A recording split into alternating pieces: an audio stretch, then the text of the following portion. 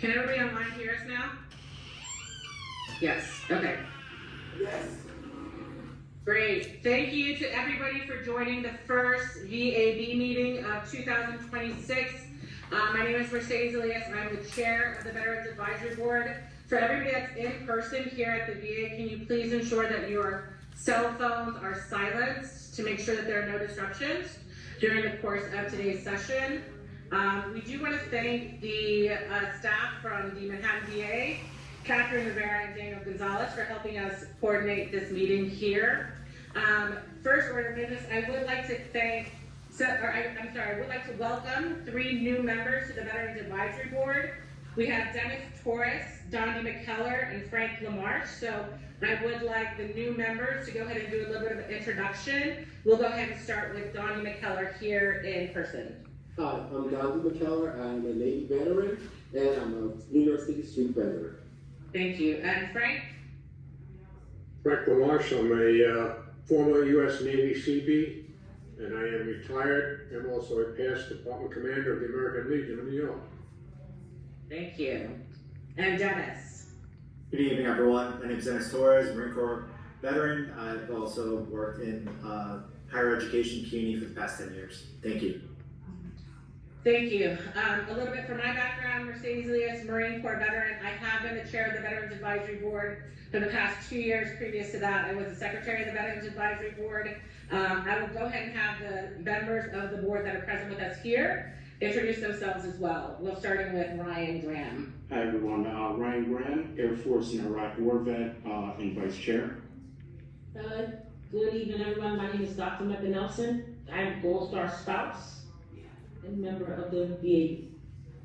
Good evening, Ashton Stewart, Navy vet, Operation Desert Shield, VA.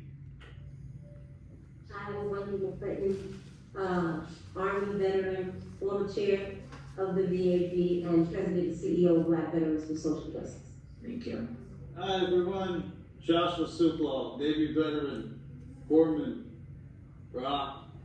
Thank you. For this first meeting of the year, we are very fortunate to have the newly appointed Commissioner Mata with us here in person.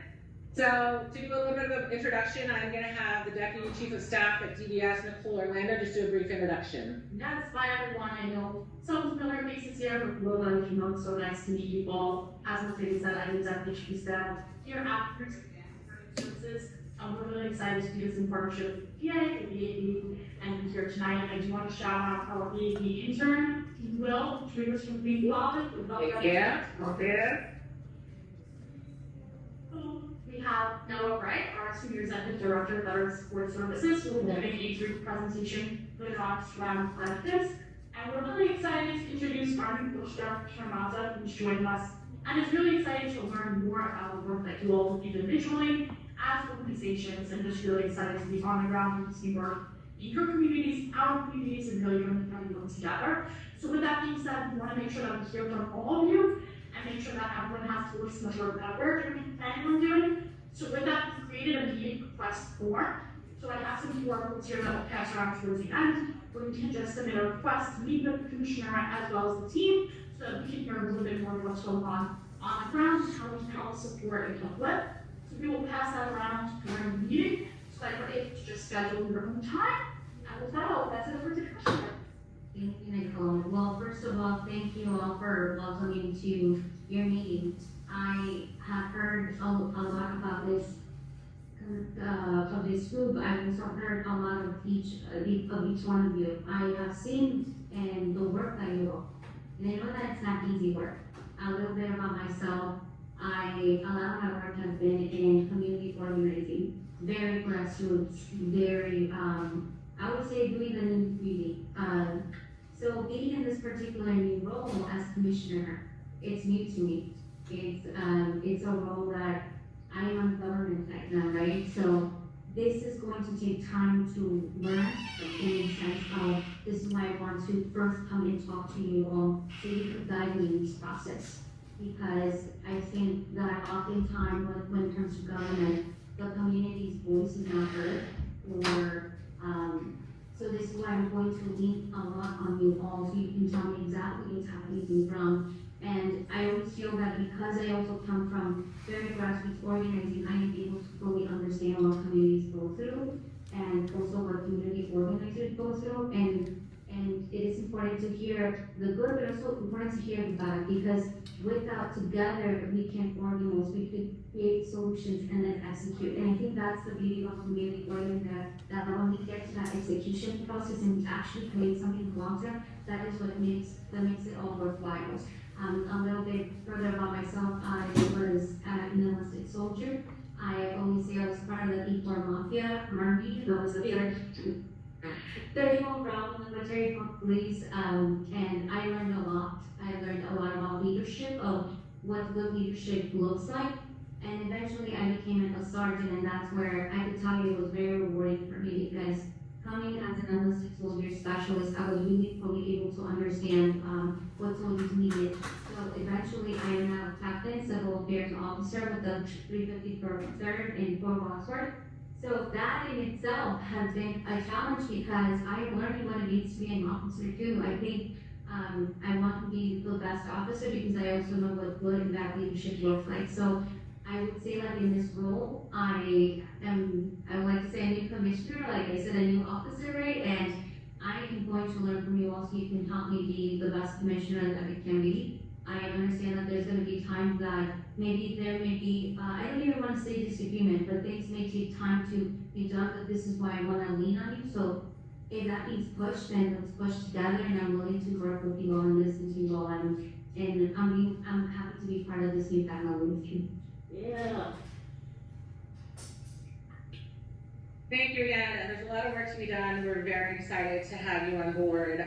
Just as you referenced some of the needs of the community, we do have the 2025 end of year report that we are wrapping up. So that'll be, I think, your first opportunity to see what issues have historically been a kind of predominant subject in a lot of the public sessions. But we also like to highlight anything that we have previously recommended that's been approved and we've made progress on, such as William joining us, because for many years we've requested administrative support. The DBS team worked to get a VA work study approved, and that's finally done. So that's, just one of many items that we want to make sure to highlight. A couple of the previous recommendations too, I will leave to the new chair and you to kind of work out. We didn't want to kind of put anything into place before you all joined to make sure that it addresses kind of needs on both the DBS side and the VAB side. So overall, I will say that there's a lot of needs. There's a lot of community activists, as you can see here, a lot of very prominent members all throughout, the 5 boroughs that I think will really help you in a lot of the work that you're going to have to do. But for the start of the meeting, and it's always the first meeting, we do hold elections for the executive committee of the Veterans Advisory Board.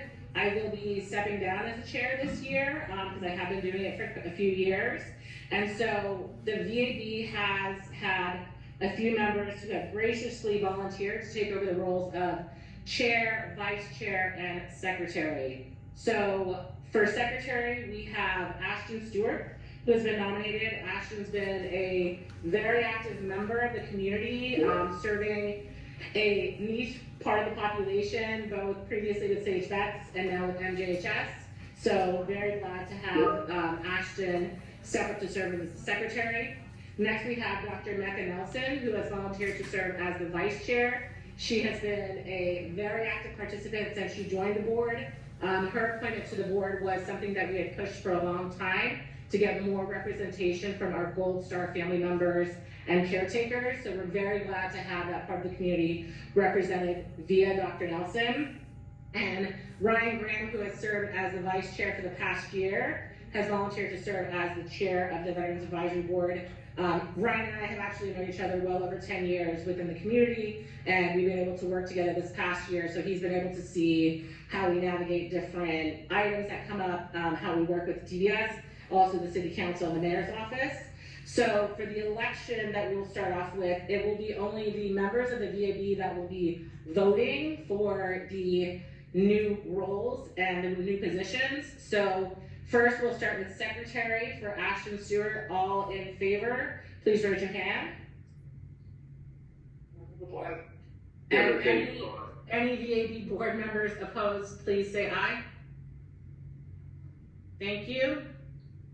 Next, we have Dr. Nelson for Vice Chair. All VAB members in favor, please raise your hand. Great.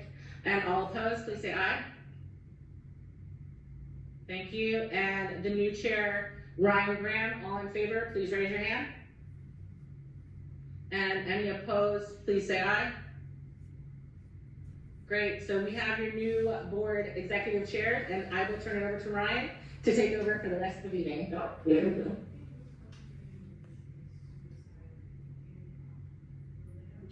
Well, first off, thank you, Mercedes. You've added a nice little oomph the past few years as chair. It's much needed. Also, I do have to mention Wendy. So between Wendy and Mercedes, helps 1/5 of the military's women now. I think it ticked up over the past few decades from 13-14% to like almost 20%. And they're good leaders in their respective communities. Astoria, out in Brooklyn, Cypress Hills, Bed-Stuy. Actually, I'm gonna be around your office at Sandy Nurse's office on Friday. So your name always comes up. But ultimately, it's just about, we have our issues within the community. I like what the commissioner said, grassroots organizing. And really, this is what it's gonna come down to. I've seen it. Me and Mercedes, we've known each other for a while. Mercedes is a great leader. And I think we've seen the issues, especially last week. We've seen what came down the pipeline with the VA. No offense, I know we're in their building. By the way, Colin is up here, my boss. So he can speak on that. So don't worry, where were you at, no? Don't worry, Colin can probably help you out with that. But yeah, ultimately it's just one team, one fight. We know what the problems are, let's just push and that's it. Anyway, so I guess, you sure you want to handle the rest of the meeting? Of course. So many, trust me. So are we gonna, or? Maybe for Colin, perhaps, especially because it's top of mind. Yeah, because I know I might do that. So first, so it's gonna lead into Noah, since Noah's the, handles the benefits side for DVS. But we have the Director for Veteran Services for the Department of New York State VFW, Colin Anderson, who's my boss. He can probably speak on the benefits side as well as his thoughts on from his own side.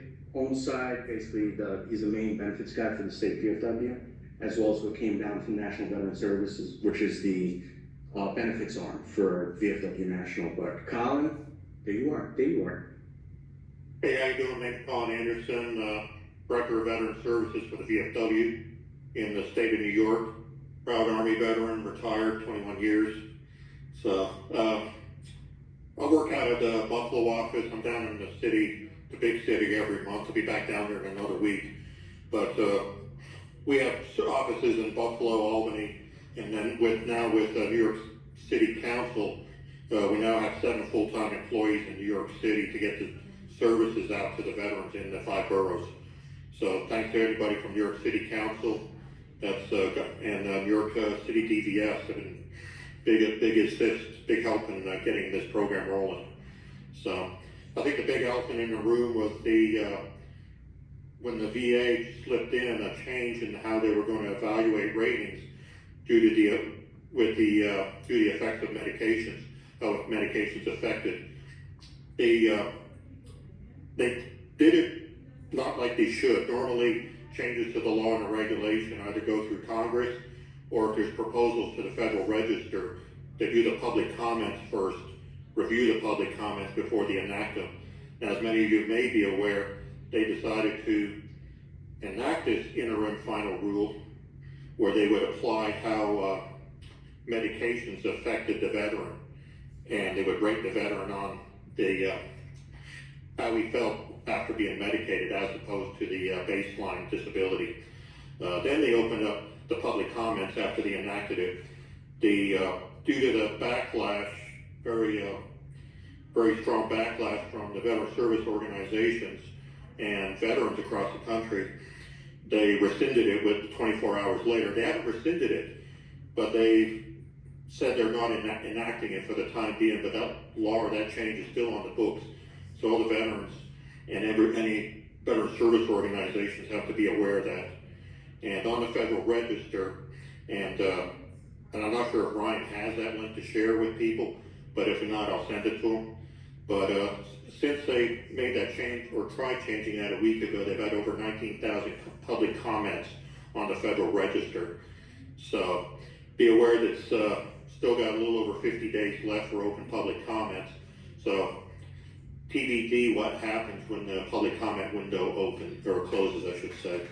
So no one really knows for sure. Service organizations are asking for them to totally revoke that, and that final rule about how the medications affect ratings. So the VA side of the house, you'll see a lot of something to be aware of, and VA are claiming they've done, cleared out the backlog of VA claims in a very timely manner.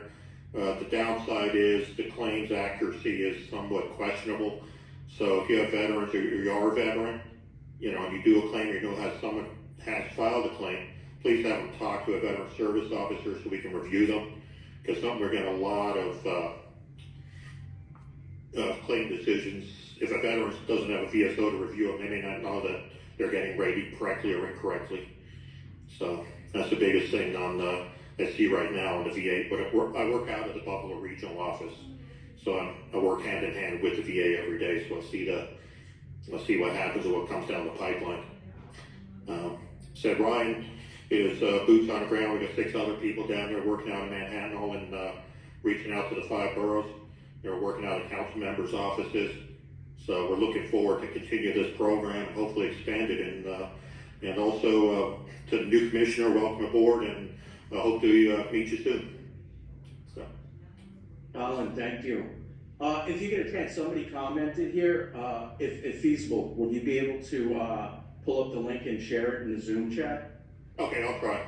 See if I can pull it up on here. And if not, you can just email it to me and then whatever. Okay. Will do. Thanks, Ryan. Colin, thank you so much. As the commissioner pointed out, grassroots and VSOs and the advocacy work that the VFW and you and your team are doing is so valuable. Those reports that we're getting from the VBA, not the VHA, I want to confuse things here, is very misleading, saying that the backlog is like so caught up. But what they're not saying is how many appeals are getting delayed because most of these claims are going to need an appeal. So that further delays the support that the veterans are in desperate need of. And so it's very misleading. And so thank you for doing your due diligence in helping us stay on top of it.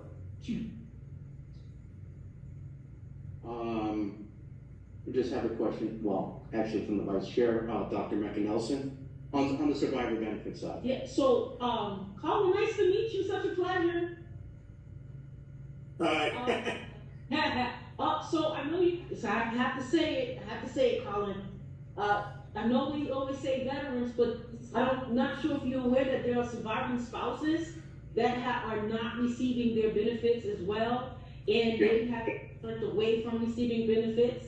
And I feel that the language, yes, we love our veterans, oh my goodness, but I feel the language should be changed, because if you don't use a language that's going to welcome the spouses, or someone that might know a spouse that's not receiving benefits, they're not going to speak up or say anything about it, or they're not going to think about it until someone used the right language to say, oh, they said spouses too, not just veterans. They helping spouses too, surviving spouses, not just veterans. So I feel I've already came in contact with some surviving spouses, one 7 years, one 19 years not receiving survivor's benefits, and one is 9 years, no survivor's benefits. And the language should change when they're speaking about, yes, we speak about the veterans, but there's another demographics that's not being assisted.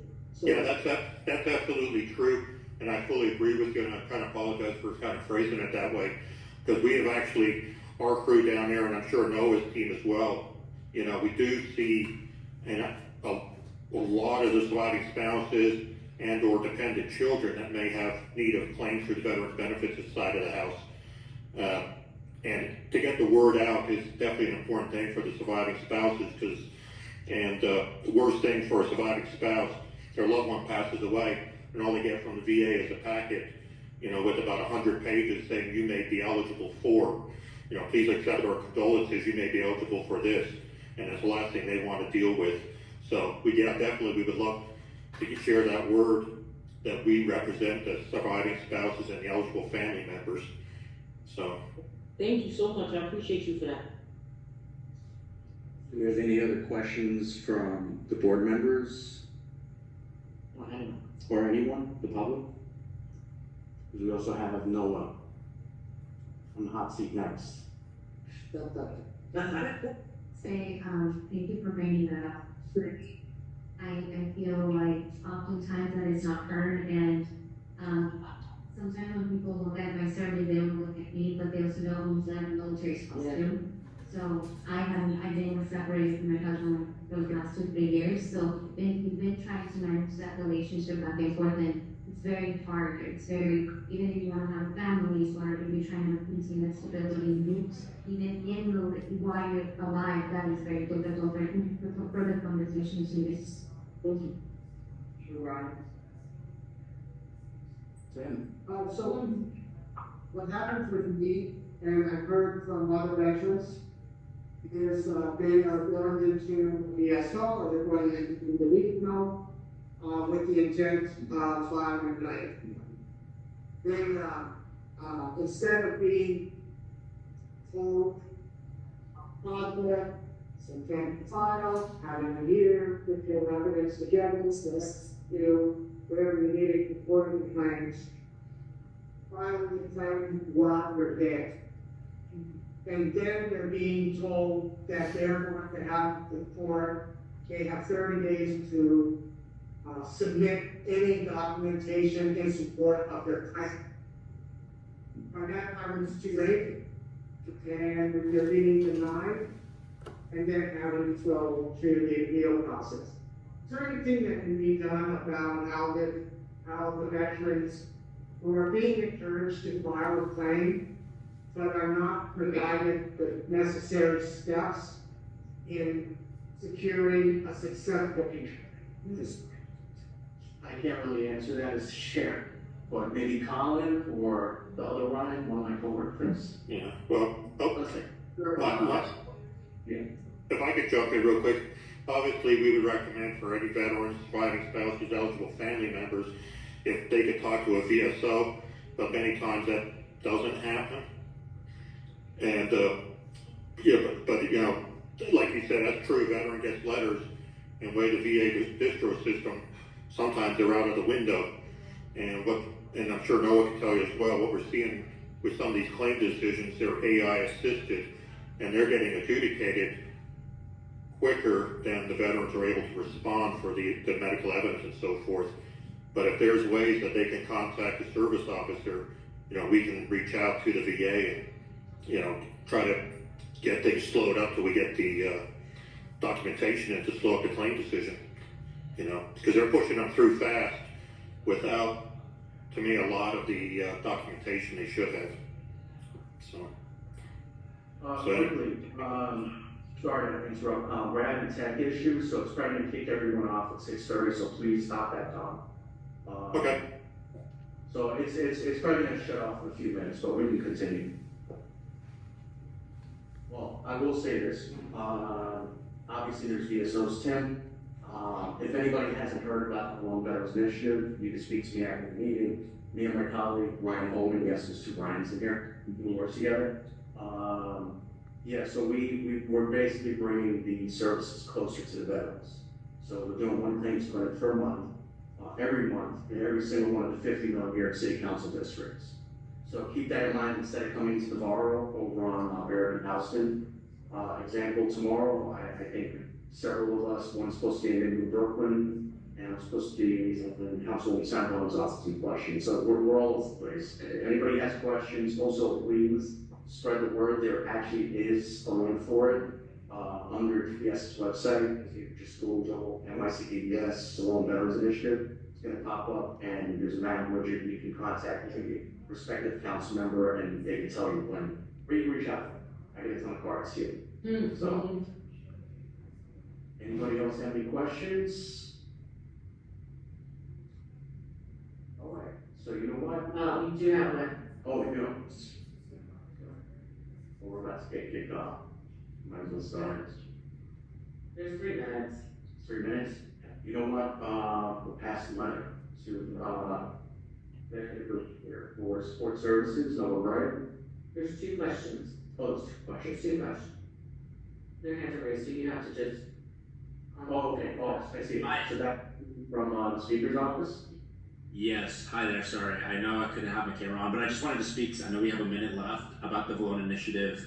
I'm on the speaker side, we'll all meet. Some of you have already met before, but the flyers have gone out to council members, so there's gonna be a lot of materials out about the Valona Initiative. We are coordinating with the VFW, but materials are coming out from city council side, so that's gonna really help with the promotion of the program, so we're looking forward to it.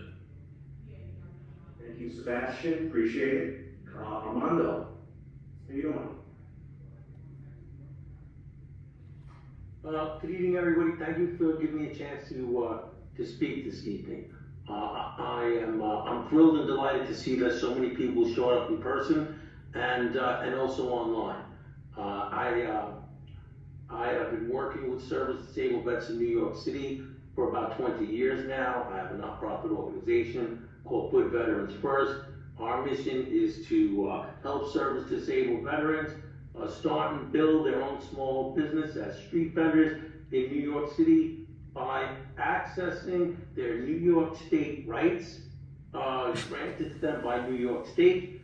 Unfortunately, New York City pretty much extinguishes every single privilege that New York State offers New York City veterans. So this has been an ongoing problem for several years, and now more than ever, with the New York City Council actually increasing the number of food cart permits and street vendor permits, the streets are actually saturated, and the only hope that a service disabled veteran has is if his rights are recognized, or our rights, or their rights are recognized. So, because they have privileges to work in restricted places and prohibited places where other people cannot. So, with the saturation of the streets and the economy, the sidewalk economy being flooded, the only chance a veteran has is to be allowed to operate World Trade, Freedom Tower, Brooklyn Bridge, Central Park, without the privileges being protected, which were granted by New York State. You pretty much have thrown the veterans to the curb. So I look forward to working with everybody here in the city so that we can protect the rights of veterans. All right, so we're back on. Apologies, everyone. Do we have any other questions before we hand it off to DBS? Hands up. I don't see anything. Yeah, if anybody has any questions related to, not related to benefits, please just say it, just ask during questions for benefits. So that way this meeting is focused on benefits, and then we'll kind of work on some of the questions. But I'm going to hand it off to Noel Bray, the Executive Director for Support Services for DBS. Thanks, Ryan. Super excited to be here. So thanks for having me. I feel you guys do that too. Is it going on? Yeah, you just joined online right here, it's fine. Okay, cool. So yes, so I'm the claims person. So also, I'm finding that claims is interesting, like Colin mentioned, it changes almost daily, right? So it's an interesting beast, but how to combat that, I think it's interesting. We have a small dividing team, and like Dr. McIntyre mentioned that about survivors and caregivers. What we're doing is we have one person who's kind of like our subject matter expert in that field. We get a question that's related to that, we know exactly where to go. So that's what we're trying to do. We're having a person, so similar to questions about dependency and caregivers, we have someone like that's focused on education. So if you're running the questions, it's very unique to the person and the individual. So like the comment about how to prepare for veterans coming in better, I think having an idea of what they need is super important. So connecting to a VSO so we can prepare for that visit is really important. I forgot I have a little slideshow to give you. Don't worry, it's only 5 slides, so no one gets comfortable, whichever. And we'll drop this in the chat too if anyone has any questions. But first and foremost, I forgot to mention, my mom was also the Coast Guard for 23 years. I was in the Coast Guard for 20 years. So I was kind of born into the veteran space. So I just love being in this spot where I've started all my stuff. Yeah, super. So VSOs, like Colin mentioned, we're trying to spread out, we're trying to cover as much ground as we can. Here's interesting what we can do, right? So we can do benefits claims, carrier claims, file them for VA compensation, okay? We do the status, we do the follow-up. So if you come to see us, this is follow-up we need to do, we keep you on our list. We'll come back and we'll check in on you in a month or two if we have it back and do that. We're gonna support you with your appeals process, and we can guide you through referrals. So if there's veteran connection, you name it, PBS has a connection, we have a partner up to Neon for that. So those are all the things that we can do as a DSO. Now, for the next slide, it'll tell you what we can't do. So most importantly, we can't provide legal advice to non-accredited claims assistance. So if your company need that, and we have strong partnerships, we can lead you to the right person who can help you with that. We don't make the eligibility determinations. Again, those are made by the VA. So if you're looking for us and you're thinking that we can provide them for you, just know that we're not the system that does it. Next, we do not collect or retain unnecessary sensitive documents. So gone are the days where you walk in and you see a veteran service officer with like all these dusty, rusty, file cabinets behind them. God knows what's inside them. We don't do that anymore. Thank goodness, now we do everything. And we do not replace emergency or crisis resources. So again, you can 988, but also we have other mental health professionals. So if you have something in that realm, we can connect you with somebody like on the spot. Text, we can call, we can connect with that. The next slide, if you don't mind. The challenge we have, right? So lack of self-identification. I think everyone has already heard this before, not to beat the dead horse, but it's really hard for the veterans to self-identify. So it's a constant struggle just to find events, but also to have them identify, so it helps us to find them. So it's always a big struggle. Capacity constraints, right? So getting accredited VSOs, and we're limited, right? But the Houston that Colin mentioned and Ryan's a huge part of, and his team is that Well Veterans Initiative, so that's why we're spread out to all those council offices. So we're trying to cover as much ground as we can, but there's so few of us, and so many events. Access barriers, right? So in-person support, so important. You mentioned the AI capacity and the AI's role in what the VA is doing. And it's interesting, I just found out recently, it's already been embedded in the VA process. So when there was a huge backlog, the way they solved that was they leaned on AI, right? So all those claims, I can almost guarantee you before it saw a human, it saw a computer. And so to the point that we mentioned earlier about those claims, Ashley, you mentioned like before you get to the person, they come back, now the veteran has to appeal, go through a whole longer process. So the VS actually has a meeting on the books with a team from IBM that's involved in the AI process. So, I mean, more to come on that, but if anything substantive comes out of that, be sure to share with the team. But we're hoping to dig a little deeper and find out where we can win with how that AI is looking at. So that's some exciting progress.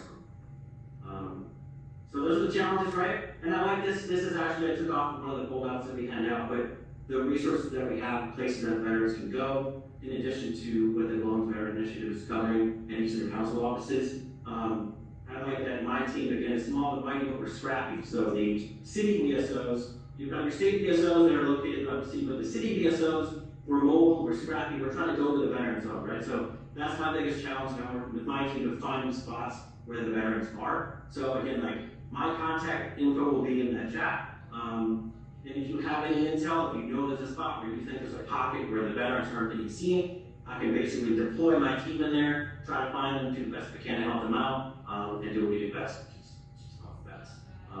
But again, this is a very cursory overview.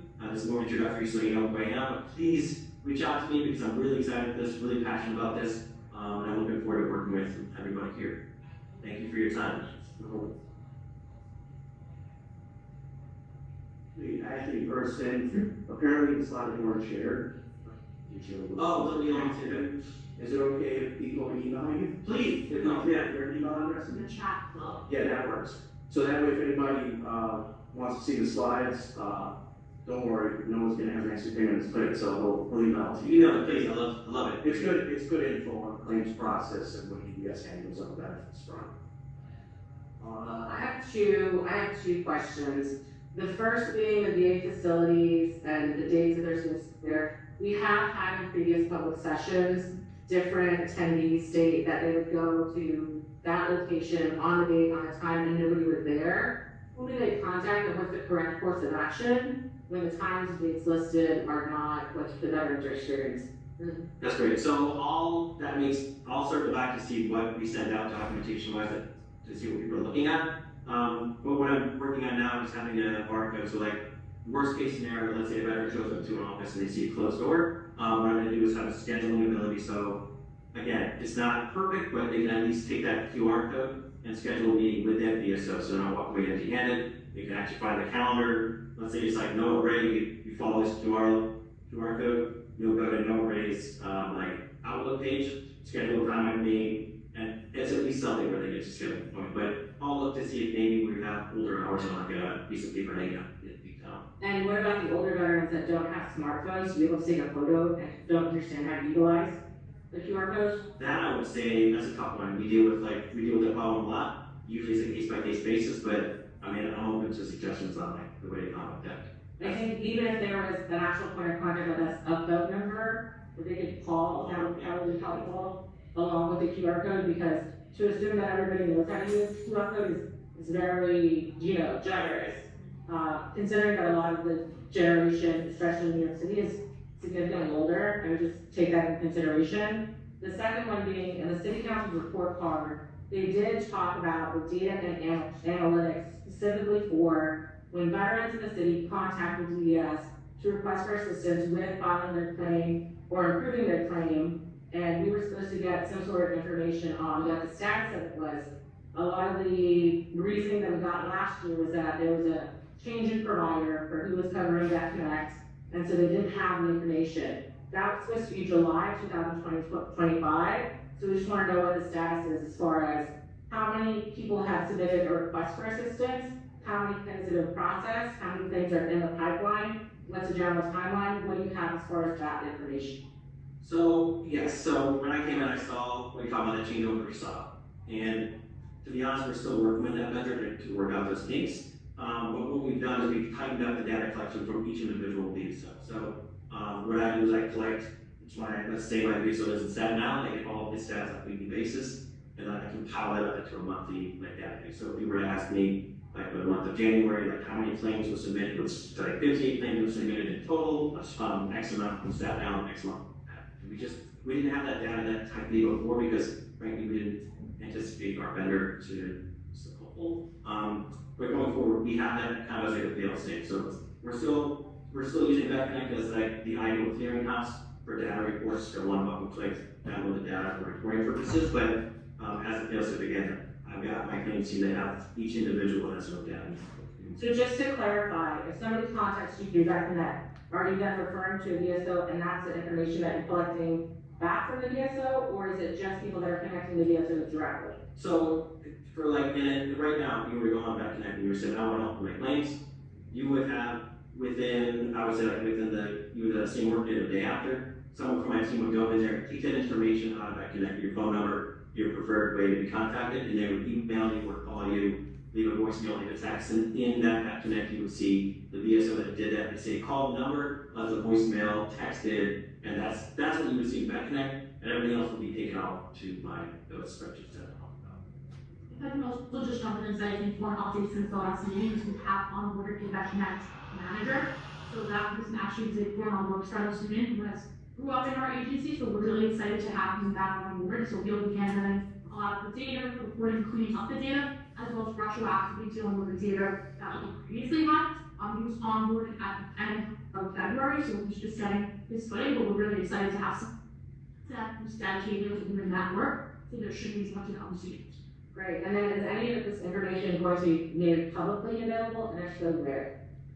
I would say that the reports that we have to do, so there's local law reports that we have to adhere to, and then there's the like a local law specific for like housing and things like that, not specific towards benefits? It's everything. It's a piece of a form. There's a couple of them that, like again, I don't know the numbers, but there's like 3 of them that I know that I already had to deal with since I joined. And maybe 2 out of the 3 contain claims information, but that is posted on. And also, I want to add, because you did bring up really good points, and I agree with you. I think me coming in here, I also raised various, the same concerns. And I know the team has been working very diligently trying to address them, and they're working with me to help, to have better procedures in place. I know that I like what you mentioned about cultural competency. Like, other things that people forget is that not only are some veterans older or some may not be so technology savvy, but also culturally wise, like, for an example, right, when it's Latino, we communicate different. When we're African American, we communicate different, right? So it does require us this is what we want to come back and be able to connect with people, because as Noah mentioned, he's also trying to figure out what is the best way to connect. And I think this is where, with the organizing hack that I can wear and I'm familiar with, this is where we can connect with other leaders in the community that you are aware of from different communities and different backgrounds that can have a better reach to veterans. And that's one. And also with WebConnect, I know that this is why the team did mention us, they were even, that they brought a manager to further input the information, but I also want to be more what I want to say is, like, I want to readjust that and make sure that every data and information is that we're fully updated, and you all are updated too. So I think there's going to be a work in progress. So we are working on that, and just want you to know that the same questions you mentioned, I also mentioned to the team. So I'm glad we're learning this. And just to share on someone who may not be as technologically savvy or older veteran, if you do have a full-time receptionist, so Donna, she's Army veteran on our team, who sits in office every day by our main number, and she's more than happy to help walk someone through, whether that be, creating the account on the back end, so that we can try and make sure keeping this file up, as well as just helping them to map into the different partners also. So Donna's there all the time and can have to us. Actually, I guess I got a quick question on one thing. I think you say it's brought it up. As far as the older vet, I've been seeing a lot of that. I know Donnie, right? As far as this, she gets emails from me constantly on the confidence side.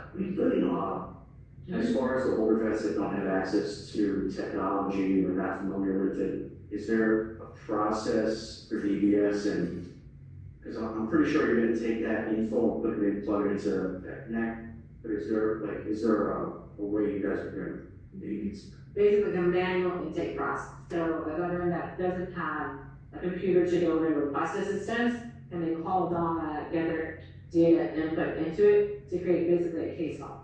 Yes, so that is correct. So that's what Donna will be doing. We also do have paper intake forms that if someone comes in person, as well as our staff members who are in board and parent, they also have these paper intakes that they do, and then it's imported into VetConnect. So that is an option, and that's for us how we make sure that the veterans connected to partners, no matter what capabilities they have. But also for us to track this, especially on the housing side, there's 22 months of follow-up that happens after someone is housed, and it's a way to be able to do so and make sure that our team is aware of what is going on. Follow-up that happens after someone is housed, and it's a way to be able to do so and make sure that our team is aware of what is going on, even if they weren't able to access the platform.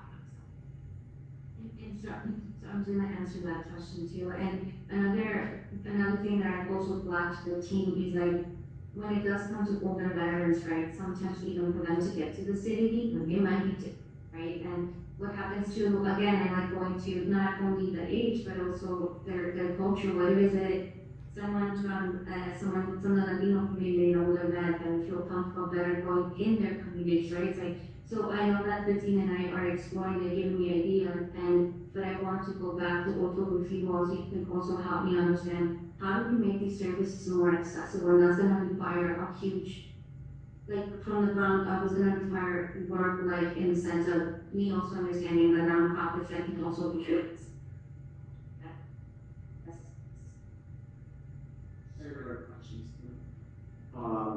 We have one question. Sorry, Noah. No, it's good. First, about evidence cards. Do we have any questions from Action Christians? This is some here is carry on this really on the conversation. Oh, okay. Any other board members? All right. So, who's first? Joe. Yeah, so I just wanted to clarify. So what you're saying is that every veteran or family member who is claim has to go through the backend system, that's correct? It's actually not. So if you were to call the office, we can take care of you. Let's say you walk into the office, better yet, you had all these things with your DD 214, everything for claims. We can process your claim, we can do everything we can do, we need to do, and have you in that spreadsheet that says that fails it, and get you into the other system that we use to submit your claim, and we would lose Vet Connect. This is for a claims perspective. So that can happen, and Vet Connect is done.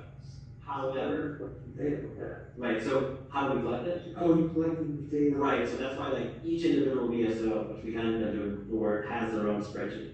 Right, so if we had 5 veterans come in and they didn't go into Vet Connect, I would have them on that spreadsheet. Now, in the perfect world, after we spoke to the veteran, we could use that information, we have to get them into Vet Connect. Again, we want to use that as a clearinghouse just for employee purposes.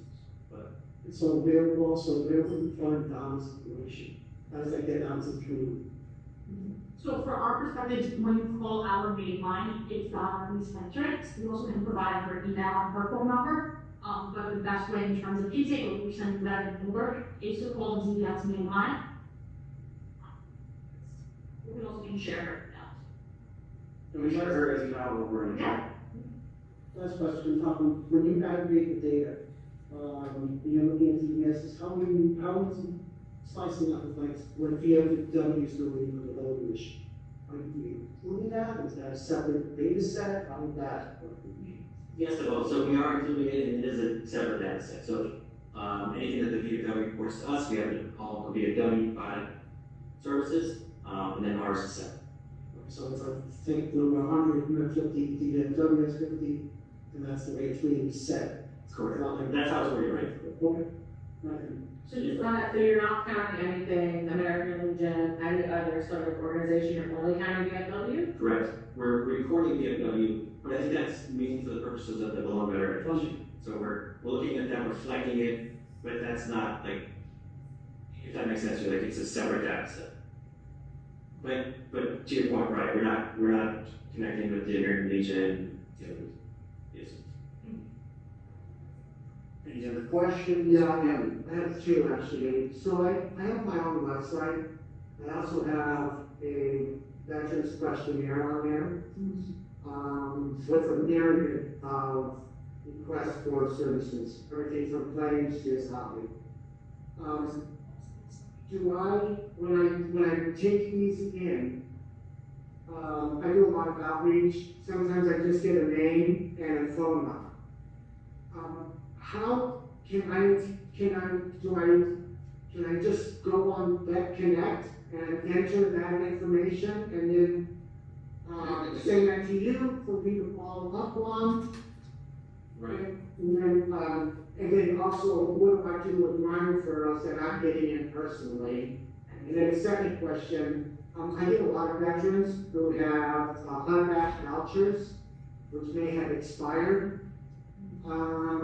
They have they don't want to be in shelters, they don't want, a lot of them couch surfing, and some of them are on the streets. Can I bring unmatched vouchers holders to you, veterans can I bring those to you guys as well? And I would say yes, but starting with the first question, just having the name and the phone number is not enough. And when you want to Vet Connect, it's going to ask you for some more stuff. It was frustrating. So it's not uncommon for us to get an email or to get something from our referral that says, hey, this is Noah Gray, this is his phone number, he just has a question about claims. And so then I would just send it to the team. We would reach out. That's all our team needs from there. Vet Connect, we can deal with that later. We would just use that information that we have right now and contact them. As far as the housing question, yes, so we have Donnie that we mentioned earlier, she knows housing up and down. So I would say anyone that you have with the housing specific questions, especially the vouchers, I would connect them immediately with Donnie that she has. So she has a whole team of specialists that work with that. Also to just share, April 29th will be our housing focus EAD session, where we'll be bringing in Donna and the team to just present on some of the different initiatives going on, as well as processes like that you brought up, Tim, for situations. So we're really excited to bring those in. Obviously, in the meantime, Donna and the whole entire team are ready to answer questions, and we're going to have to get connected there as well. And just to ask real quick, Tim, what is the volume that you're talking about referring to DBS? I'm getting, I'm not even putting it out there yet. I don't know where I'm getting these requests in, Ballpark. but I'm getting probably, I don't know, maybe 5 or 10 a week. So it's not a lot. Or it's not new, These are new. every week new. Yes. Okay. And I'm also, so I had a discussion with, Hub Bash up at, the Bronx VA. I was told that veterans who are seeking a HUD Bash voucher, if they go through them, they can have a voucher in hand within 4 to 6 weeks. If they go through, but the moment that they go through the case manager at a shelter or manager, then the process comes basically full stop. And once they are assigned a caseworker through the shelter system, they can only work through that case. So if you are a HUD Bash, I got a veteran right now, who is in housing, not happy, wanting to transfer out of it, look for a new place, they have to go through their caseworker, their original caseworker. They can't just go directly to HUD Bash. And so I'm wondering if there's any way to circumvent, once you're in the shelter system, if you are unhappy, if you are not being served by the caseworker that you've been assigned to, can we just go around? I don't want to guess on that one. I know that that's probably not my counterpart, Donnie, for that. And I guarantee she has an answer. Some of the answers right now. But please, connect with us, email her after this, and I'll make sure you get it. Again, after this meeting, so that I can follow up with you. But I think to your point about the outreaching process, we do have to do that. Like DBS, we do have to do better when it comes to the outreach process. I know my team has mentioned this, that we need to be able to be more accessible. I think you just made a very interesting point that when someone's trying to allow you to recognize, like Inola said, the phone number and name is not enough, right? It requires additional processing. What happens to the individuals that go with technology and speaks further support. So I really want to, that is something that we better in the outreach process. So we're definitely gonna be reaching out to you, but as well to everyone here, because that should be accessible and that should be easier. So I kind of want to hit on something that Noah, we've been going back and forth for what, a week or 2 weeks? 2 weeks about the DD 214. So we know that this is a real important piece of paper, right? And there's a lot of veterans, and I know they need it for the benefits. That's like one of the main pieces of paper, right? Now, the process of them receiving it, how long it takes for them to receive it, and there are a lot of. I met a veteran just by calling the YMCA to get a membership. And you remember conversation? I told him right after I got off the line with him, and he said he's been trying to retrieve his DD 214 so that he can apply for his benefits. He went inside the archive system, right? I did not know if there was another system until now. So right now, if I'm constantly doing the work and I find out that there's another system, they don't know that there's another system because they're using the archive system. And he even had people help him, other guys that served. They say he could not be found in the system. So you can't be found in the system. What do? He went years. He's been retiring 2 child, 20, I can't remember. I don't want to give a bad quote. It's been years, basically. Close to 15 years since he's been out. 15, 20 years. That he has not been able to access DD 214. And that's him not receiving his benefits for all those years. Wait a minute. Now, speak about benefits. Okay, this is a real thing. Going back to the caregivers, the children, and the surviving spouses. Now, I know this sounds funny, but I'm gonna be real because this is a question that I'm asking. When that type of situation occurs, will we receive retro? No, you call them, they tell you that you're not allowed to receive retro unless you apply and the paperwork process didn't go through, or some information was missing, or, it just went flatline, right? So they're not able to receive not even a pitch of a retro from it, but yet they was trying for so many years, and they're being penalized. I say you're being penalized, but now, all them years you could have been receiving additional assistance of benefits, and now this man is working like, he has a business, him and his wife have a business. He works at the Y, and he has another job. If he had those benefits, he would not be having that third job, because he would have been receiving his benefits. And if he could even receive a percentage of a retro, which I'm being so serious, even not just the veteran, but the surviving spouse, the surviving child, the caregivers, that would make a big difference.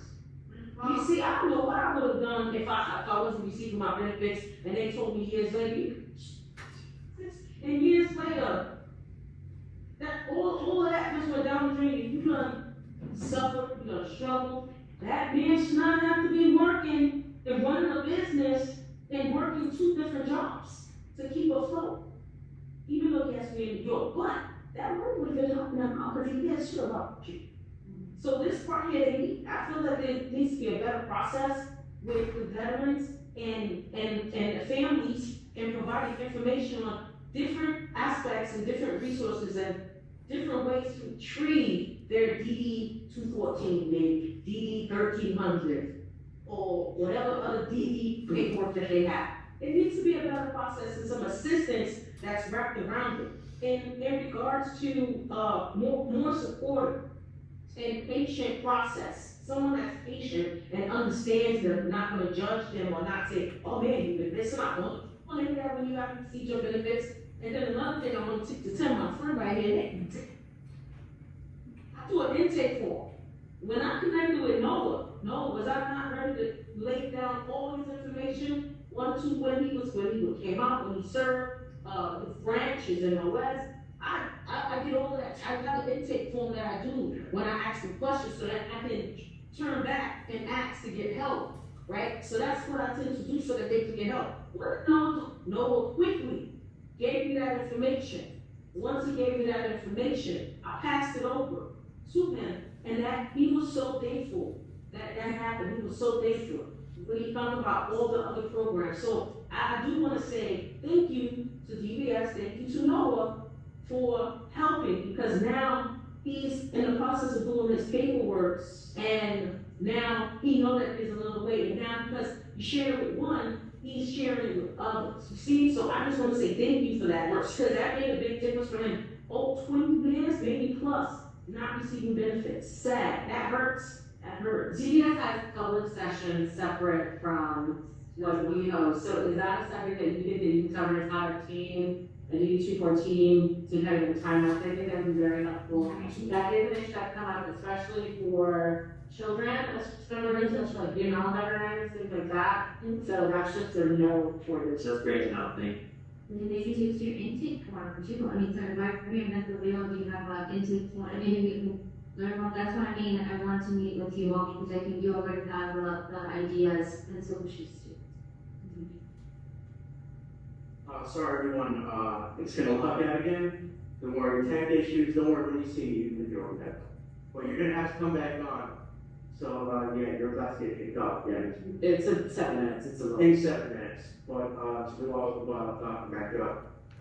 And this goes as also back to the vendor, that gives you the oversight as far as processes, whatnot. They need to respond in the chat. They need to respond in the chat.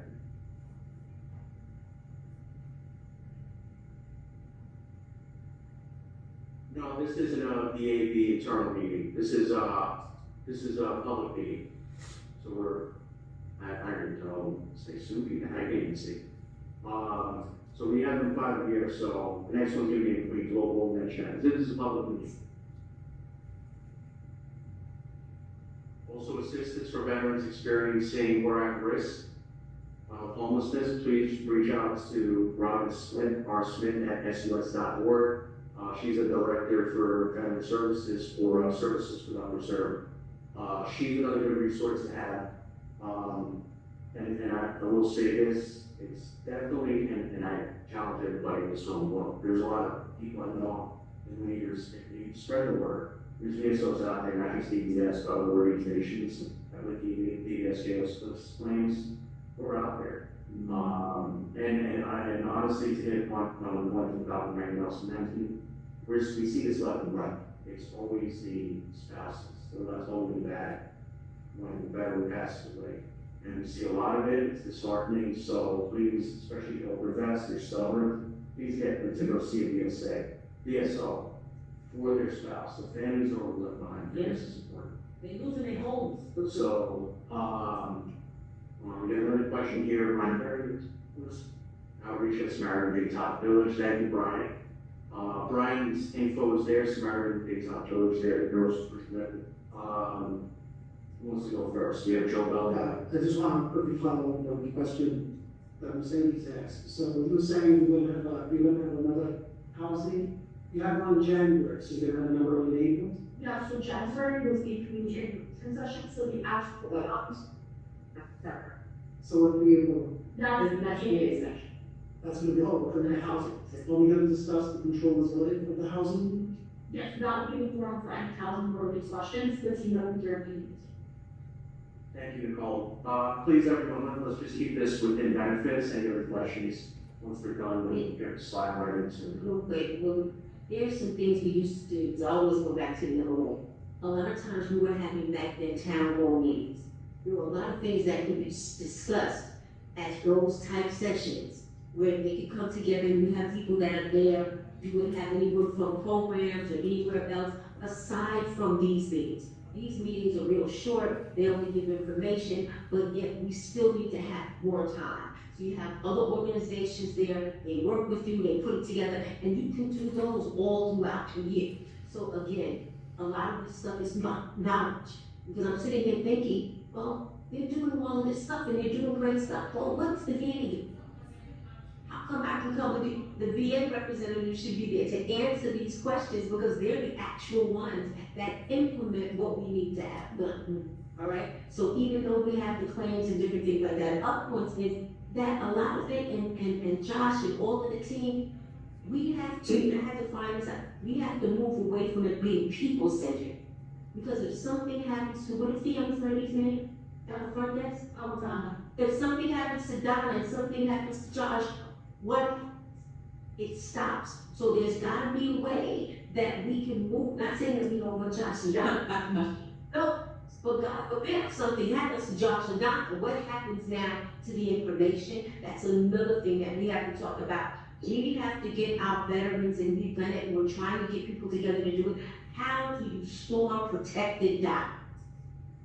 And then everyone that's coming in, you have to make sure that they're signing the correct waivers because they gave you their documents. And if anything happens, God forbid, the document is out, the document is lost, you need to make sure that everyone has had that document or seen it is covered. All right, so that's just what I wanted to share, to put that out there. So if you're working with it, especially in DBS, make sure they sign the waiver, make sure they have something to say, I made these copies, they have these documents, it protects you and it protects them as well.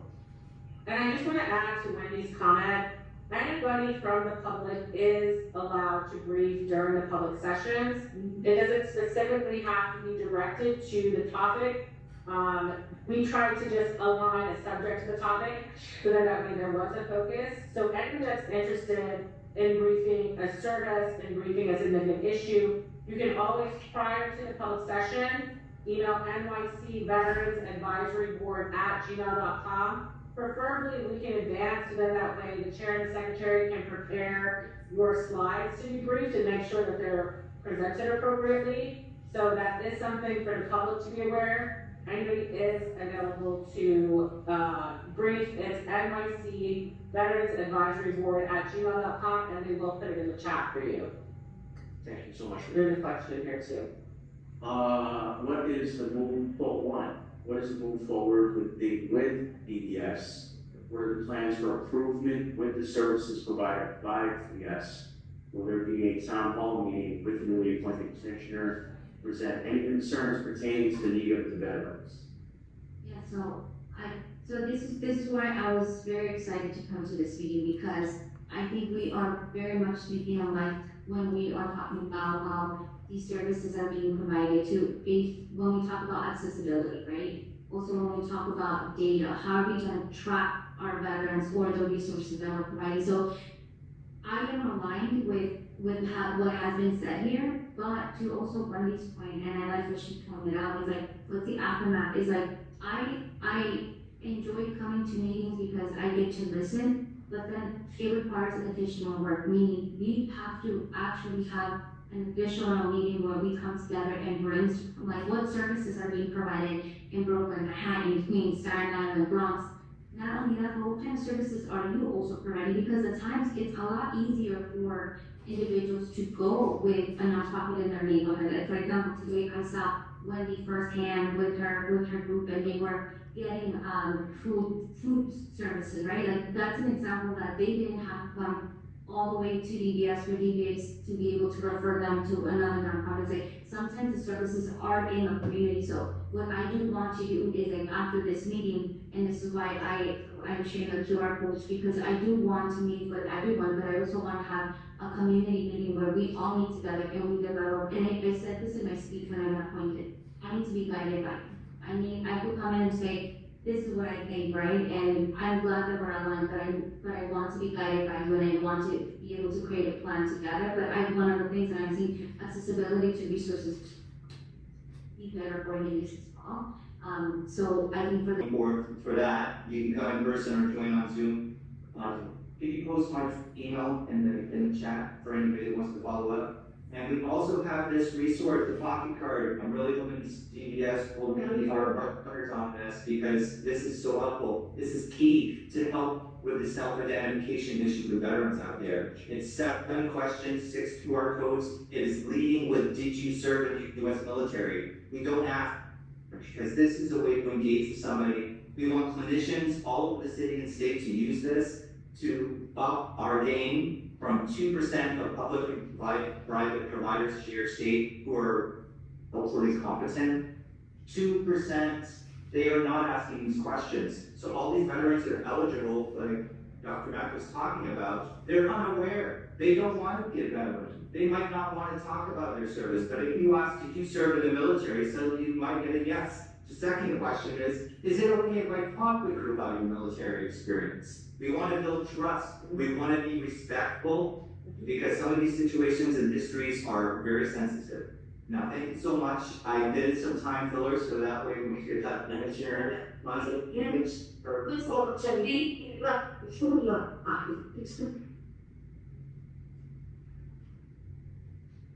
finish, thank you, just to finish, yeah, this is gonna require, like, after this town hall, like, I do want to meet with everyone, but eventually it also requires us to come together and organize independently in our path in each borough. Like, also, there's other voices that are also not here, right? Other veteran groups that you may to be aware of, but also, essentially, I also like to emphasize, like, sometimes people feel because they don't belong to a group or to an organization that their voice should not be part of the organizing process. And I always like to tell individuals, like, no, your voice is important too. Like, if you serve or someone in your family serve or you care about this issue, come and join us. And that's the inclusivity that I'm also trying to bring. So just know that for the next session, what I do want is to work with you also. We could come together. I'll be organizing it, and so you can guide me on what I need to work in. Because like I said, right, there's also going to be good, there's going to be bad, but together we need to come to solutions. Just know that the way that I work, and you're going to see that very differently, like, I like to have charts in different places, meaning the chart here for Brooklyn, chart over here for Staten Island. I want the groups to be designated in the borough because, okay, for example, in Staten Island, I know what happened in Staten Island, right? But I'm not maybe with Bronx, like somebody better than someone from here, they're from Bronx, they know their community better, right? Like, especially when it comes to street vendors, right? You're more familiar with them than I am, so we all carry knowledge as groups, as organizations, and as individuals. Thank you, Commissioner. Thank you, Ashton. Ashton did a lot of great work. Thank you, Mary. You got claims, everybody, which is he's also does claims, so it goes up, yes, in Zao. Yes, regarding the claims with the DVS, I remember 3 commissioners ago, from the holidays, they were struggling to get funding for 2 people to do claims there. Now I see you got the VFW, now, do you have any staff in your office? Do you have any other programs or anything that we need to know regarding that part? Sure, I'm glad you asked. Yes, so we have, right now, we have a team of 5. So every borough right now has a person or a partner. So DVS specifically, we do have VSOs. That's my work. But we also, like the loan initiative, like you mentioned, being on the VFW is tackling that one. That's when they're at each one of those council offices at least one day, and hopefully it'll expand. So you're working particularly with the VFW, you have 5 people, and each county has, and you have the resources and knowledge of all the VFW, private or public as well. Yes. So, and then some, right? So we have other partners like Ashton, I've already reached out to Ashton in this capacity. Like I do lean on the partners heavily, so we'll try to do also state VSOs, right? So New York State has their VSOs throughout the city, and we collaborate as best we can. Right? So if we have that much, what do you think we're lacking? Great question. I think marketing ourselves, right? That's always been our sore spot, right? We have these amazing resources, even within this room. I mean, hearing these conversations where, people already have their websites, they've got like these things set up. Just connecting the dots is really what I'm pushing for, right? So, marketing ourselves and then just getting connected with everyone that's doing the work and then just collaborate. Funding. Okay, yes, funding, yes. They want to do the outward, yeah, shouting.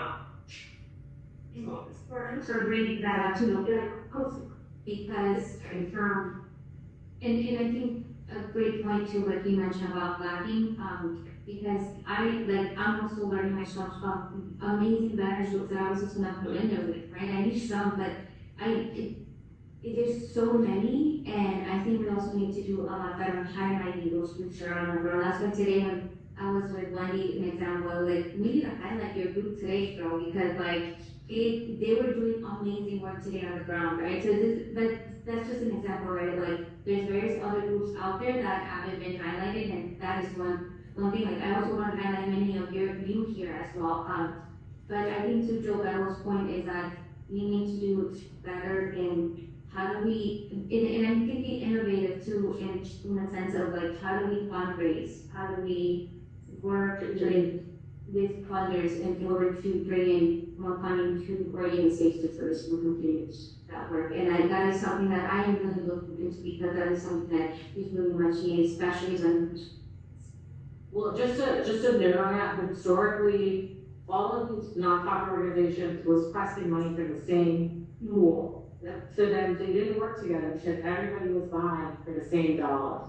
So that's a significant issue historically, over years back, is that you want people to collaborate. You have a lot of redundant type of organizations. So when you have one source of funding, it is difficult. We've advocated previously alternate sources of funding. What other pools of money can we access? Because when everybody's vying for the same ones, that's why they're not working together, and that's why there continues to be conflict in this community. So that's just an historical will for you all to think about and think about innovative ways to We're creating the 5 Ps, right? And I think that's what I meant, that we need to organize together and should our goal to work together, get develop our views, how does that look, right? What are the deliverables that need to be met? So I think these are ongoing conversations, but for me, I am committed to working with you all and we can bring further support, whether it is resources, whether it's connections, and amplifying everyone's work here as an individual, as a group, and as an organization. And I also just think to share, if you do have an event going on with an organization or something that you want to invite the DVS team or commissioner and support all of us to, please feel free to reach out to us. I'll also drop my email in the chat as well. I feel like some of you have seen it in multiple different places, so they've all given that and blended the team out. So we're really excited to keep that going, and you can always contact us. It's obviously not a guarantee that we can always send it on it, but that option is good, and we'd love to be in it. I'm very hands-on, so I love to be out there. So if you have anything, just let me know. I really would love to attend, and especially it's a learning process for me. So I'm totally like, until this day when people call me commissioner, I'm still getting familiar with them because I love to be out there. Even today when I was with, do that. yeah, I was so excited. And then my team was like, well, it's time for you to go. You have this early, and it was like, it was a little breaking process for me, you know. But I'm learning, and I'm really looking forward to folks attending any of you guys. I just want to segue into that. So, most of you know me, but I'm Catherine Rivera. I go by Katie with the VA. And I want to just piggyback off Wendy's. My first event was Ashton's event at the National Museum of India, which was a fantastic event. And I am part of the Staten Island Task Force, which does amazing work on Staten Island. But like you said, we are not just Staten Island. It's Brooklyn, it's Manhattan, it's Queens for the New York Harbor, and we also have the Bronx. But I'm fairly new. I've been in my role for just over a year, 3 months. My colleague Daniel Gonzalez, he just got on for 5 months now. So we're starting that role from scratch. Like, who's our key players? I met Ashton, I met Noah, I met Wendy, I met Dr. Kenneth. So we're meeting all these people, but we are starting from the ground up and building it. I remember getting a list from an old file I'm the new Lynn Johnson, so I remember getting a list from Lynn Johnson in an old file cabinet, and I emailed everybody, and I was like, hi, this is who I am. But my point is, there is now a subcommittee from that task force on Staten Island, and it's a post 9/11 subcommittee. And we are bringing people together. Mike Matos from the Fireborough Vets is also in this committee, and it's a wonderful committee that's focusing on not just post 9/11 vets, but they are the primarily one for suicide, right? So that's the target, but it's all veterans. And we're working, the first event that we did was our polar bear plunge. The next event we have coming up is a Let Freedom Sing. So it's karaoke, and that's April 9th. So I hope to see everybody there at the, I'll give you guys, it's Suspino Russo DFW on Staten Island. But my point is, we are creating these events to bring veterans together, to provide the information. Our event on April 9th, we're gonna have a VSO to talk not only a VSO, but Danny's gonna be there, I'm gonna be there. The next event we have coming up is a Let Freedom Sing. So it's karaoke, and that's April 9th. So I hope to see everybody there at the, I'll give you guys, it's Suspino Russo DFW on Staten Island. But my point is, we are creating these events to bring veterans together, to provide the information. Our event on April 9th, we're gonna have a VSO to talk not only a VSO, but Danny's gonna be there, I'm gonna be there, the Vet Center, Kiana Hughes, our event on April 9th, we're gonna have a VSO to talk not only a VSO, but Danny's gonna be there, I'm gonna be there, the Vet Center, Kiana Hughes will be there. So we are the voice of what the programs are at the VA. HUD-VASH. HUD-VASH is a process. It's a big process, and I can walk you through that, but I think that is saved for a later date. So we'll be there in attendance in Queens for sure. But I just want to say, like, taking that subcommittee from Staten Island, I want a subcommittee in Brooklyn, in Queens, in Manhattan, but we go everywhere. And I got our mobile medical unit up, so I want to, now that when the government is not shut down, and we have our VACOM, it's a VA communication outreach module, I can target the boroughs and the specific zip codes that we can bring that mobile unit in there. And everybody in the VA is on board. We're here, and we're making a presence. Yeah.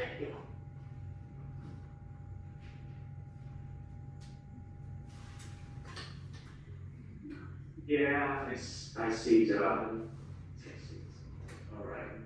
Suchi, do you wanna ask that question? Or is it just a comment? You wanna take your mic off? I would want to share that the QR code that we're handing out here will also post in the chat. We might have to do this as well. Go down, well, because they may say that they are, to defend it, that's not working. So I did not work, my apologies. All right, sorry, can you scroll up to Susan, use question up right there. I'm sure there has been, oh yeah, up a little bit. Thank you. I'm sure there have been success stories with the services provided by TDS. However, has there been any consideration that the referral methodology may not be as effective and actually may cause more stress and dissatisfaction with DBS and any other entity/organization that are established to help the veterans? I'm welcome to have that discussion with Commissioner. Yes, I think that's why, that's exactly what I said, right? I'm welcome to have like discussions with everyone because I want to understand what's working and not working and again, if there's something like, if I am very transparent when I also said like, I also agree with what Mercedes said, right? Like very transparent and I'm here to really, to see like, to let me know what is it that we need to change when it comes to, having that accessibility. So everybody that's, sorry to interrupt you, everybody that's present here has access to the QR code to request a meeting. For anyone that's dialed in virtually, how can they request a meeting? Yeah, so those numbers the link to the form in the chat. Okay. If there's someone who can't use the link, either reaching out by email or drop my phone number in the chat, you can do that way as well. Actually, you know, we can put the ZBS main line in the chat and then. So Suji, you can submit a request to meet with the commissioners to have a discussion. They're gonna put that contact information in the chat. Thank you, Suji. Oh, and for everybody, please keep in mind, Commissioner is sort of still new, so she's still getting used to the processes. So And there's another one that got to it doesn't happen overnight. So yeah, just that mind. But she's still sort of on the lead. So,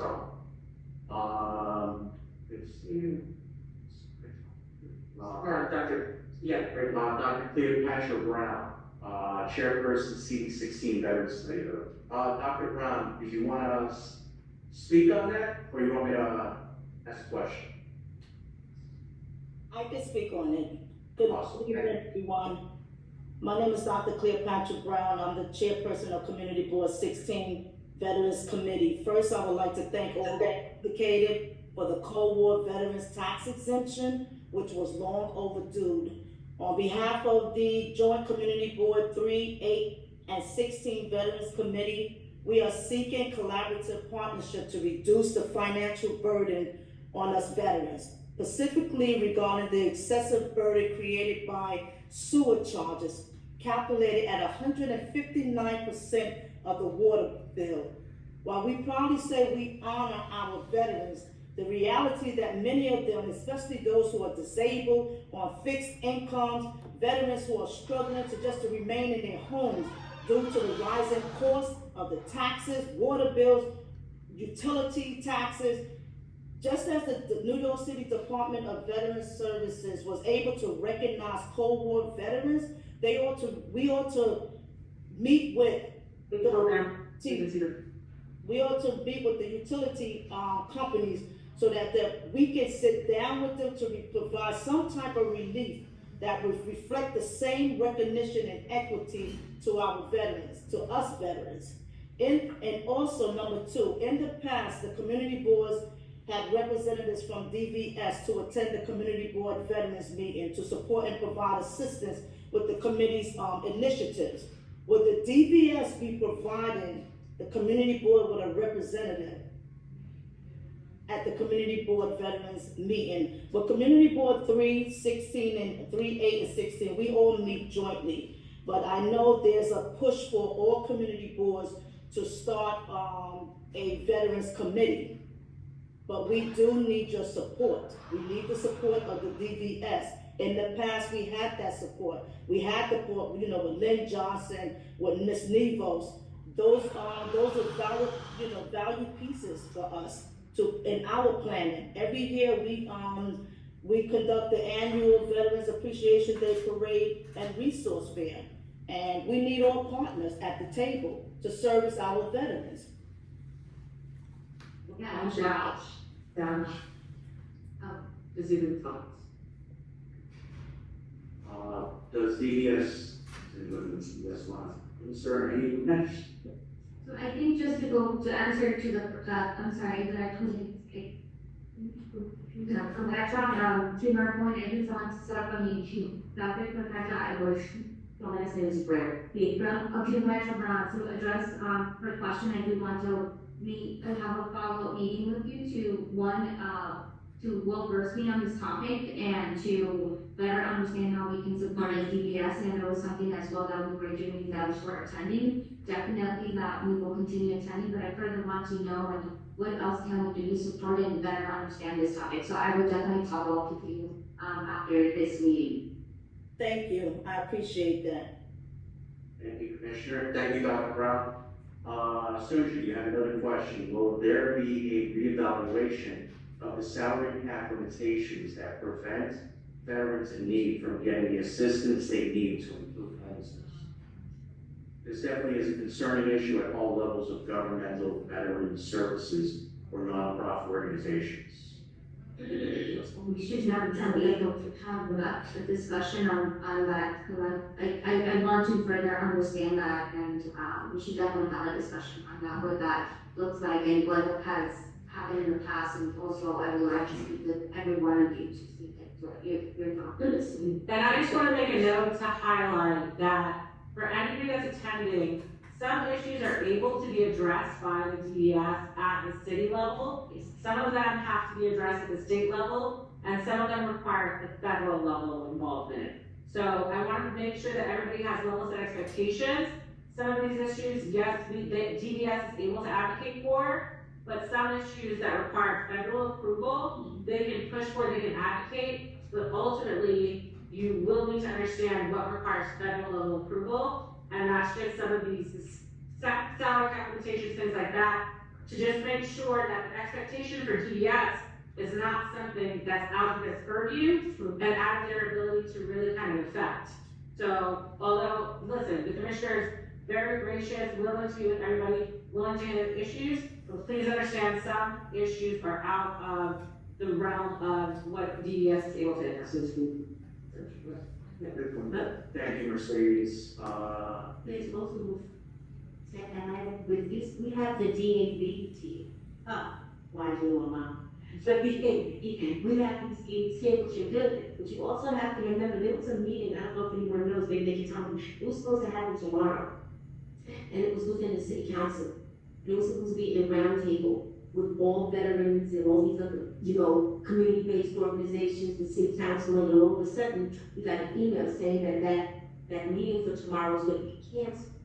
But those are the type of meetings that the commissioner and all of us others need to be at the table where we give support to not only VAB, but DBS as well, to let them know this is what we need so they can have more funding and more different things that will help the commissioner be able to answer those city level, and then also address those state and federal, as Mercedes has already said. So this is just one part.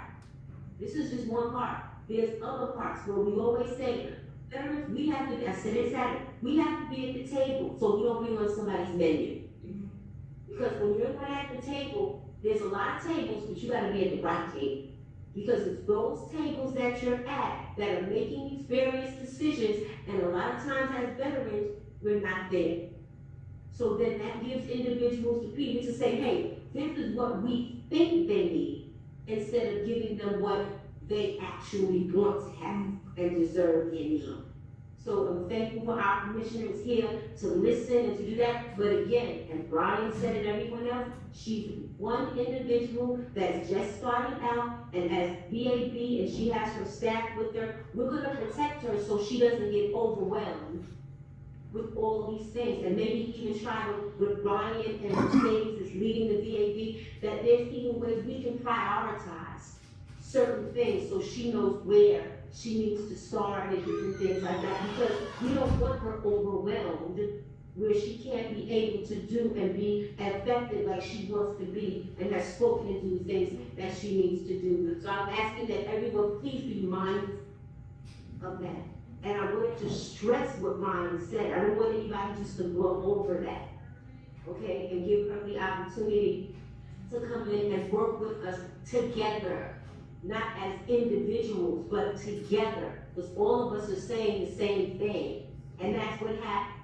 It's It's not me, no, my boy, no more. It's all of us working together for the greater good of all that, if that makes sense. And I think also to highlight too, from our perspective, you know, in the technical sector, we cannot be advocates at the rest of the government communities. So I just want to shout out, which I think Mike was on there before, but Five Veterans, who, as Katie mentioned, has done great work with PPA and can operate from that advocacy side. He's not getting wisdom, there's many who do out there, but I do think it's getting involved with those other things as well. That's right. Because there's certain things that, as much as we would love to, we cannot get involved. Exactly. Thank you so much, as always, words of wisdom as chair. Thank you, Mercedes, for separating the team. I don't know if you want to type this in the chat. I don't know if Colin had a chance before, when you mentioned something outside the purview of the agency, regarding the VA, so I don't know if you want to type it in. Got it, federalregister.gov. So that's related to what our first speaker earlier, Colin Anderson, mentioned. That's obviously important to me, see what happened last week, and this is related to what Mercedes mentioned. That is totally what's going on in the VA, that's at a level that's outside the purview of the state and the city and NYC anyway. And that forms link that you put in the chat, is that to request a meeting? Yes. Is it clarified? Okay, thank you. Does anybody have any questions? Anybody? Yo. Yo. I just have a statement, so when you're in South Jersey. Better just, what you say, you better talk. Oh, so everyone, keep in mind, we had just over 20 minutes. So what I want to talk about a little bit is we're talking about the new commissioner coming in. We first and foremost, thank welcome the new members, the audience of Singer, and you two, Dennis and Frank. Let's talk VAB reform. It's been something that Mercedes talked about when she testified. I've done a number of things, so I go down to the main points, and I'm just going to really narrow them real quick. One is the absence of official VAB email addresses from all members.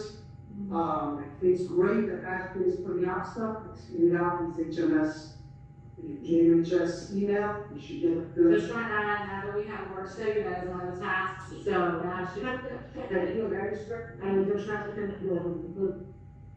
Sorry, I mean, I want to say this, and my Commissioner's here, I definitely want to say this, and I urge you, I get it, it's a work study student, but as you know, we testified about this and we said this, I would urge them, the Commissioner to formally designate a DDS staff member to serve as official liaisons with the board, a fellow, not a part-time student, so I can clearly identify a permanent point of contact. We've had issues with that over the years, I'd like to see that happen. And the other thing that I want to talk about, and again, it's in what I wrote out, is bylaw reform. And I mentioned this to Ryan the other day. I wrote the bylaws in 2017. Those bylaws are old, they're antiquated, they need to be. At the beginning, when I referenced that there are some items that we wanted to leave the new chair and commissioner knowing that they were going to change, I sat with Commissioner Hendon and Cole and Shannon, and we did go over the recommendations from some of the previous end of year report recommendations. We didn't want to codify them because we said, listen, let's let the new chair and the commissioner come just discuss anything. We have the draft, so that is going to go to them. I want to wait till we have a chair over, so that is just something for your awareness, for everybody, and so I appreciate that. Yeah, yes, that's obviously another conversation, so I'm glad to hear it. I said, we want the board to be effective, always want to be effective. So I think with these reforms, finally we need the board moving. One of the things I will say is, I said this to Ryan as well, don't have to meet their VA facility. You can meet at designated places like we used to do in the past. I'd like the board to consider it. I'm not saying you have to, but I'd like the board to consider it. Maybe other places, because for some people it's a lot of travel, to some of these places can get it. So just considering it, but that's what I've written. Anyway, I can help. If you have any questions, please let me know. I appreciate it. Thank you. Thank you, Darren. Chaz, your turn, bud. Yes, I won't take long, so good evening, everyone. And to the commissioner, I just want to congratulate you on your position. So I happen to be the chair of Bronx Community Board's Veterans Committee at Bronx Board 7 going on 5 years. We actually have a VA in our district. We have been very vocal on some of the current issues. We've even talked about stuff like trying to get legal services for veterans who need it. We've done collabs with Bronx 5 in the past, and we've had inconsistent collaborations with DVS, and we would like to continue it. I think that the more people that are at the table, the more people that can reach the folks that we cannot directly reach, so that we can help them with what direction they need to go. If it's something that DVS can help them with, if it's something that a nonprofit organization can help with, if it's something that the VA can help with, I believe in the strength of community boards with collaborations, and I just wanted to make that statement real quick. More than happy to help. Joe Bello is very aware of my work. Dondi is aware of my work. So I just wanted to say, congrats on the position, and hope to speak soon in the future. I'm here to help. Can I just ask really quick, are you part of the collective community board that Dr. Brown was referencing as well? No, I'm on Bronx Community Board 7. Bronx is different, but she said a few that are well, okay. So only Brooklyn Veteran Community Boards meet, only Bronx Community Boards meet. I just want to clarify, yes.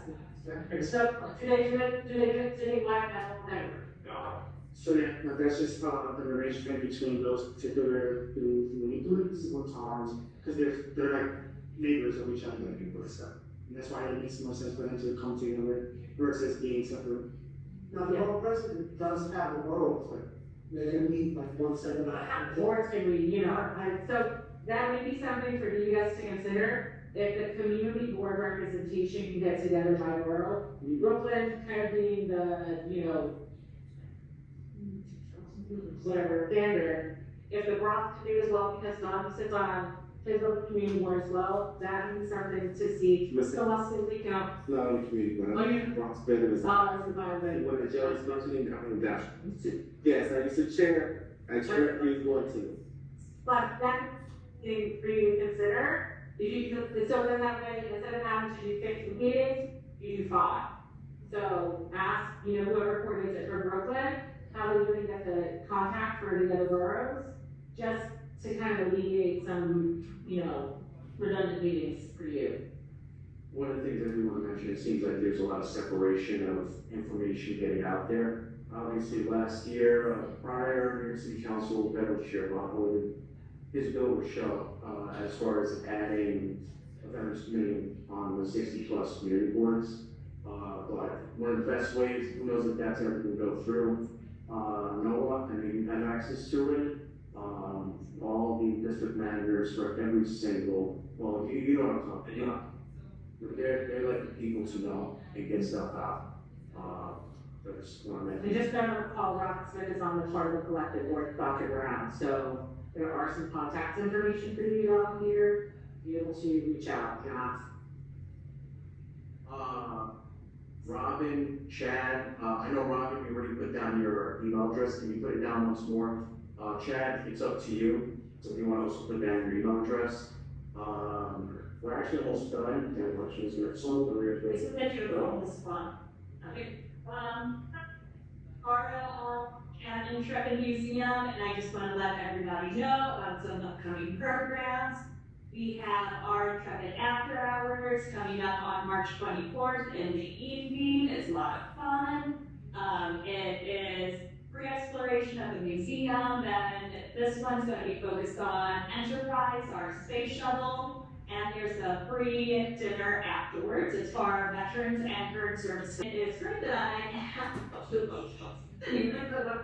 Export is free exploration of the museum, and this one's going to be focused on Enterprise, our space shuttle, and there's a free dinner afterwards. It's for our veterans and current service members. Will change. And then it is great that I have That's nothing doing, and it's from the posting at Sedgeville for a series of dance workshops that will have a culminating performance at the end. Katie did it last year, she enjoyed it. It's always fun I always go to the performance, it's really cool. So they are recruiting right now for those classes. You can find out more about all these things and other stuff that we offer at intrepidmuseum.org/vets. And if you are here, I have flyers. Yes, Said only, but what if the veteran from their family, or if the veteran is no longer allowed to have both stopping? So we have other stuff for that. So one thing that I do not have a flyer for yet, but that we will be having is in April, we will be having an event with New York State Veteran Services. That'll be for celebrating the month of the military child, and that is going to be for our military children, our military families. And then there's also other fun things that military families can sign up for, like our astronomy nights that we have. You can sign up, military families can sign up and get like special perks, like using the members line, and that's also for our Top Gun showing. That is always a big deal, and truly using the members line is the difference of getting a spot and not getting a spot. So yes, but again, you can find all of this at intrepidmuseum.org/vets. All right, here's all. All right, we have no more time for another question. We're about to wrap this up. Tuesday. One second. We have Hope Counts coming up on March 10th. I got a phone call from one of the council members the other day. They were inquiring if we are in any position to ask these homeless if they are desperate and what we would do going about. So maybe that's something for that. Thank you so much, Tim. So yeah, we have to really wrap this up. First thing, next week, Nicole can actually probably start doing very quickly on it. March 4th, there's a city council meeting, video veterans. His new chair, if nobody knows, it's Frank Delano, District 51 says. They'll say that, and so staff highlights, Nicole, do you want to jump up? This year is going to be a joint European Committee on Veterans, which is Committee on Women and Gender Equity. And the topic is women veterans, so that will be 1-250. We're really excited to be there with our team, as well as just be the first year of the year and encourage you all to come. Yes, thank you so much, Nicole. Definitely. Yes, more content. Definitely go out there and support our women veterans. That's pretty much it. First, I do want to say thank you to the prior chair again, Mercedes.